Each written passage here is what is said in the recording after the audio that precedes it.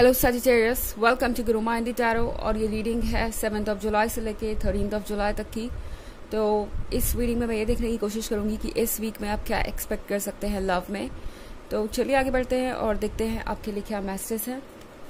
Messages for Sagittarius.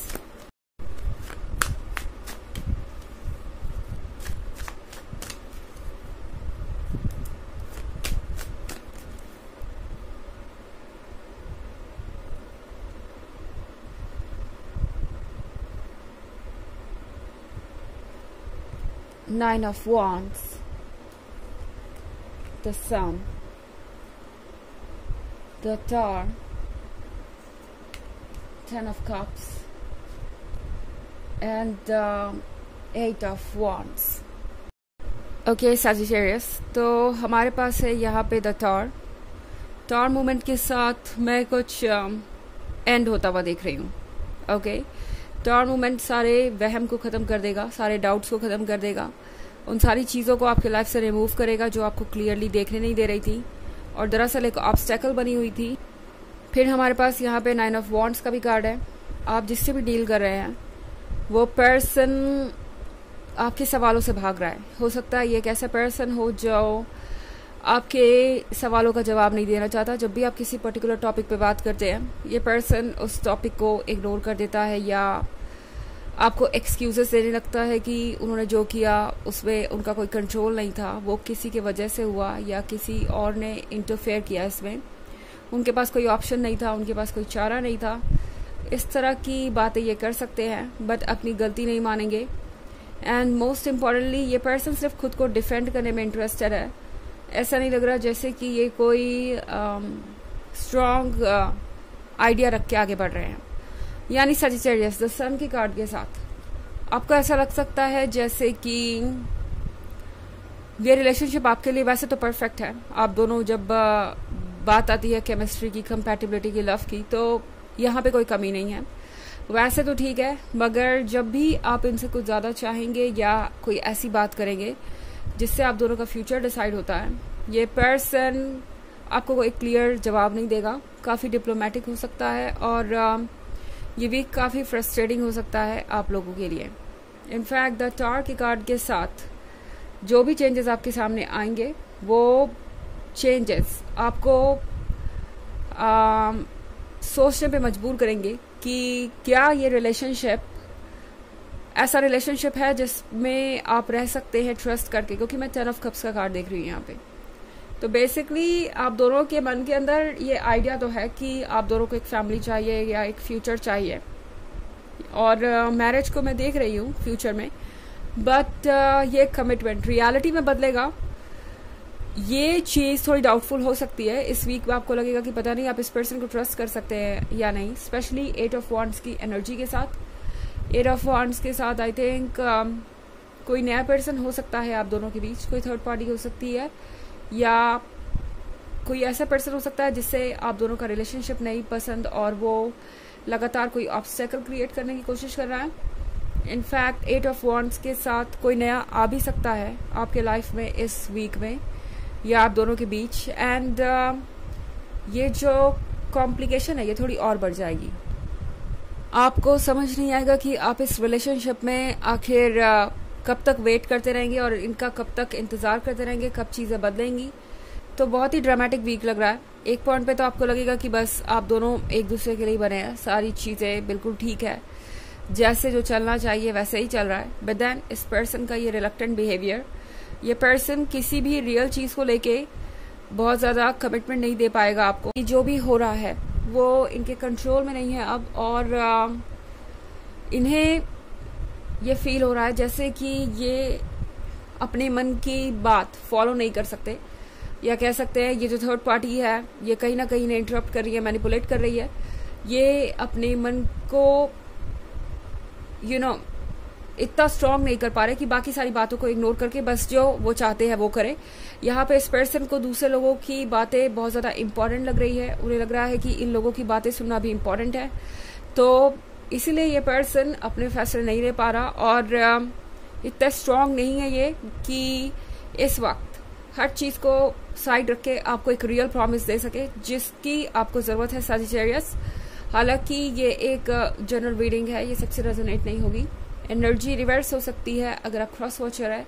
इसके अलावा अगर आप पिछले वीक की रीडिंग या ईयरली रीडिंग देखना चाहें 2023 के फर्स्ट क्वार्टर, सेकेंड क्वार्टर और फोर्थ क्वार्टर की, तो उसका लिंक आपको डिस्क्रिप्शन बॉक्स में मिल जाएगा हमेशा की तरह।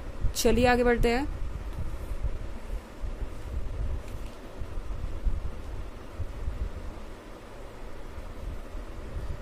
The devil, Queen of Cups, Two of Cups, the Chariot and the Queen of Pentacles. Okay. तो हमारे पास है द डेविल का कार्ड। द डेविल के कार्ड के साथ लाइफ में जो कुछ भी हो रहा है वो इस पर्सन को लगता है कि किसी और की वजह से हो रहा है। ओके, ये पर्सन अपनी रिस्पॉन्सिबिलिटीज लेना नहीं जानता एंड वो एक प्रॉब्लम हो सकता है। द डेविल का मतलब है कि कोई ऐसी चीज़ है जो इन्हें लगता है कि इन्हें कंट्रोल कर रही है और ये अपनी मर्जी की नहीं कर सकते। इन्हें इस डेविल की बात सुननी ही होगी। डेविल से मेरा सेंस है ये कोई भी चीज़ ऐसी हो सकती है जिसकी इन्हें आदत है, किसी तरीके का एडिक्शन या कोई एडवांटेज हो सकता है इन्हें इस थर्ड पार्टी से मिल रहा हो, या इन्हें लगता है कि ये सब कुछ करके कुछ फ़ायदा होगा। इस तरीके से डिले करके प्लान्स को या आपको क्लियर आंसर ना देके इन्हें लगता है कि ये कुछ टाइम बाय कर सकते हैं। उस टाइम में ये जो चाहे वो कर सकते हैं। फ्रीडम और कमिटमेंट दोनों इस पर्सन को लगता है साथ में नहीं चल सकती। ये अपनी फ्रीडम को गंवाने से डरते हैं। इन्हें लगता है कि कमिटमेंट करने से इनकी फ्रीडम चली जाएगी। ये पर्सन किसी और की बातों को भी लेके बहुत पर्टिकुलर हो सकता है, क्योंकि ये जो द डेविल है ये उन्हें किसी तरीके का फेवर दे रहा हो सकता है। कोई चीज़ इन्हें मिल रही हो सकती है जिसके कारण ये सिर्फ अपने कंफर्ट जोन के बारे में सोच रहे हैं और आगे बढ़ने के लिए तैयार नहीं है। कह सकते हैं आगे बढ़ के वो कमिटमेंट देने को मान नहीं रहे जो उन्हें देनी चाहिए। क्वीन ऑफ कप्स के साथ आप कंप्लीट हैं। आप वो है जो इस पर्सन को पता है कि हर हाल में प्यार करेगा एंड शायद इसीलिए ये पर्सन आपको टेकन फॉर ग्रांटेड ले रहा है सजिटेरियस। इस पर्सन को लगता है कि ये वर्क करेगा एंड चाहे वो जो भी करे, जिसकी भी बातें सुने, जिसकी भी कमिटमेंट ले या कह सकते हैं जिसको भी कमिटमेंट दे, आपका प्यार हमेशा उनके साथ बना रहेगा। टू ऑफ कप्स के साथ इस पर्सन को लगता है कि आप उन्हें कहीं भी छोड़ के नहीं जाने वाले, कभी भी छोड़ के नहीं जाने वाले। आपका और उनका जो रिश्ता है वो हमेशा यूं ही बना रहेगा।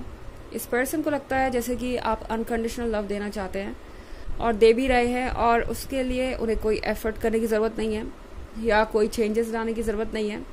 उन्हें लगता है कि ये जो स्टोरी है वो यूं ही चल सकती है, क्योंकि आप कभी उन्हें पुश नहीं करेंगे कमिटमेंट के लिए या कभी आप उनसे कुछ चाहेंगे ही नहीं, मांगेंगे ही नहीं। वो चाहे अपनी लाइफ में कुछ भी कर रहे हो। द चैरियट के साथ सजिटेरियस, आपके मन के अंदर बहुत ज़्यादा बेचैनी हो सकती है। आपको लगेगा कि कितनी जल्दी हो सके आप आगे बढ़े और आपकी ये जो लव स्टोरी है इसमें कुछ चेंजेस आए।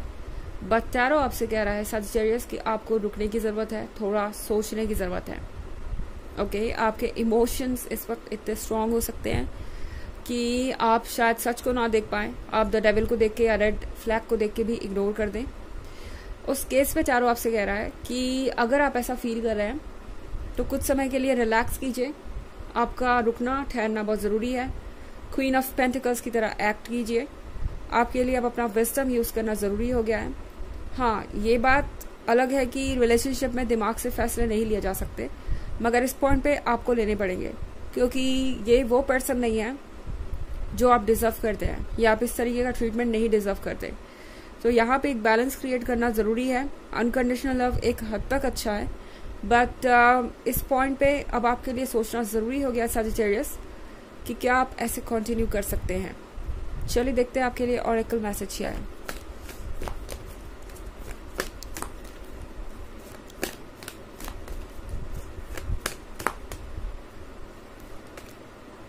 Gaia, Earth connection. Be mindful of the planet. Come back to Earth. Stay grounded. ये कार्ड आपसे कह रहा है कि आपको अपने आसपास की चीज़ों से अवेयर रहना चाहिए। कभी कभी हम खुद को रियलिटी से अलग कर लेते हैं। वो कभी कभी हमारे लिए अच्छा भी होता है, क्योंकि अपने अंदर भी झांकना ज़रूरी है बजाय हमेशा बाहर देखने के। बट इस पॉइंट पे शायद आप इतना ज़्यादा इमोशंस के कंट्रोल में है कि आप वो चीज़ें भी नहीं देख पा रहे जो आपको देखनी चाहिए। अगर वो चीज़ इस पर्सन से रिलेटेड है तो आपको उसके डिटेल्स में ज़रूर जाना चाहिए, क्योंकि आपका ग्राउंड रियलिटी से टच में रहना ज़रूरी है इस पॉइंट पे। ओके, ये आपके काम आएगी, आपके खुद के लिए। जो आपके लिए है वो आप तक आएगा ही आएगा सजिटेरियस। बट इस पॉइंट पे अगर आपको कोई ऐसे ट्रीट कर रहा है जैसे कि आप नहीं चाहते या आपके सेल्फ एस्टीम को हार्म कर रहा है, तो यहाँ पे क्लियरली देखने की ज़रूरत है। तो ये है रीडिंग इस वीक की। आई होप आपको अच्छी लगी होगी। Thanks for watching. Till next video, bye.